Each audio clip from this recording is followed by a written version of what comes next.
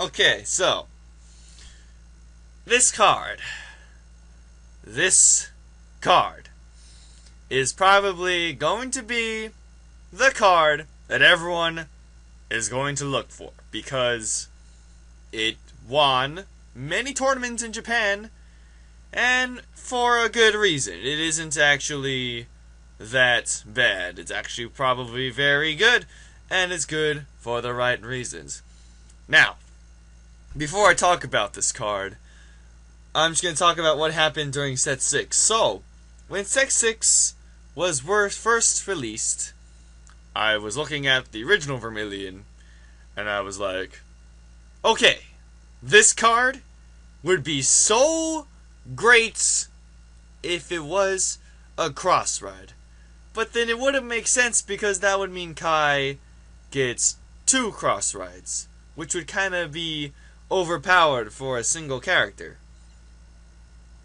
Then episode 102 something happened, and then they released this guy, and then I was like, oh, then it's okay, because that means it can't have the same effect, right? Because then that would be kind of unoriginal and stuff. Wrong, it has the same effect, but even better. So let's go ahead and talk about Dragonic Kaiser Vermillion, the Blood.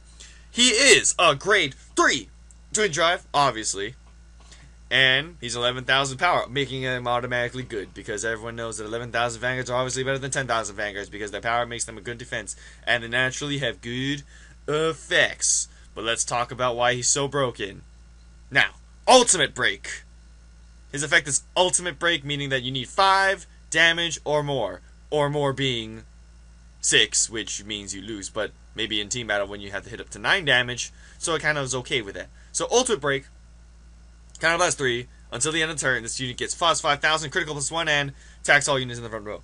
So it's basically the regular Vermillion, but instead of plus 2,000, he gets plus 5,000, and he gets an extra critical. What? And if Dragonic Kaiser remains in the soul, then it gets plus 2,000, blah, blah, blah, blah, blah. Now, why this card, in my opinion, is kind of bad. It isn't really that bad, but I'm going to talk about what I think about it negatively. It only has that one effect, and it's Counter Blast 3, so you're going to only activate it like once. So, I mean, your opponent's going to probably prepare for it. They're going to summon their grade 3s or grade 1s that they're going to use as fodder for Dragonic Kaiser Vermillion, so it's not going to be that big of a problem. Granted that you're going to be a cross ride, so there's not a lot of grade 1s that can truly stand up to it, except for like K getting boosted by Marin or Toy Poogle, or Saidi may be boosted by Gemini, stuff like that. So it isn't exactly that big of a threat, because that's the only thing it's going to do. Plus, the entire deck itself is kind of weak, because all they do is kind of make sure that the Blood's attack goes through. For example, like Godada. People run Godada in the deck so that they can inflict damage to use Vermillion again, but there's only 9,000 power, so it's not exactly the strongest thing in the game.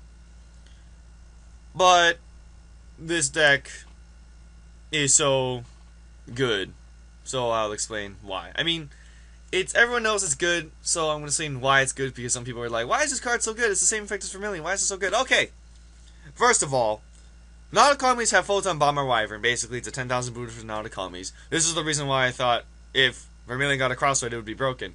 And here's why. It makes the Blood a consistent 23,000 attacker.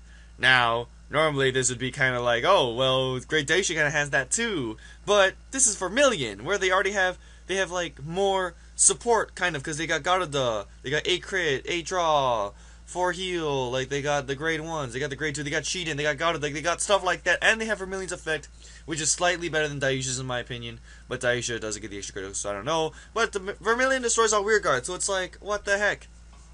I mean, it's going to be 23 pretty much every turn, so you're going to have to worry about that if you're a cross ride, which is going to be painful, because the point of being a cross ride is being able to guard easier, but then if your Kaiser Vermillion is going to attack you for 20,000, it hurts so painfully.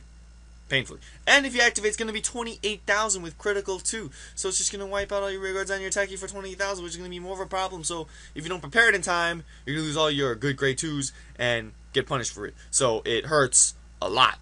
A lot.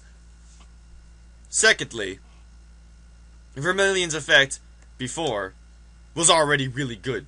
So I'm sure they just gave it to Vermillion the Blood, because if they made it better, that would be a problem. So basically, they just gave you the cell effect, but a little bit better, made it give him critical and plus 5,000. So, I mean, the fact that the ultimate break can kill off rear guards, making it a pretty good final turn and kind of like make your opponent's defenses and offense diminish at the same time is pretty dang good, in my opinion. So, it's a pretty good card, but as always, it's a cross right. It can be slow, and the problem is that's an ultimate break. So you're going to have to run cards like damage inducers like Ginkaku. I mean, the opponent, if they're smart enough, they can just waddle you down at like 3 damage or 4 damage and just waddle you down. For example, the end, he can just waddle you down and make sure you have no rear guards, then go for the end and try to punish you like that. Or even like Sun Goddess Amaterasu, she can just be a limb break while you're not a ultimate break and just waddle you down until you let the limb break go through. And then once you do have 5 damage, the opponent will have like infinite cards in their hand to protect them. So, it's an ultimate break. That's its one weakness. But overall, I think it's a good card because although that's its weakness, it kind of can hold its own ground because it's going to come at you for 23,000, which is pretty huge. So, yeah. This card is actually pretty awesome looking. I think I'm going to see a lot of it in the meta because everyone's going to run it and stuff. So, whatever. I mean, I don't really care. I mean, it's just the blood. I mean, they're going to just see what? The blood and the end. I swear, every time Kai makes a deck, it's going to be broken. I mean, look at the end. And then the blood. And then Dragonic Descendant. All 3 of them were banned at some point. No, not the blood. But they were all first place tier decks, whatever. I don't know, maybe Kai just likes being broken. And then he always, like, in the newest episodes, he's always complaining that he's losing and stuff. Like, I'm not as strong as Aichi and Ren and stuff. Granted, Revengers are pretty OP, but Liberators are like, whatever. So anyways, thanks guys for watching. Maybe I'll do some random video about whatever card that's not set 9, but this is my 4th least favorite card. Now I'm going to jump to my top 4. So that's pretty cool. Yeah, the blood's on my bottom 4. Ugh. You can look forward to the last 4, which is a pretty strange selection if you might add, but I mean, I'm okay with Vermillion. He is pretty badass, but I'm not into the dragon because it's so expensive and everyone's going to use it, so it's like I don't want to run the same thing, blah blah blah. Anyway, see you guys later. Haha, bye.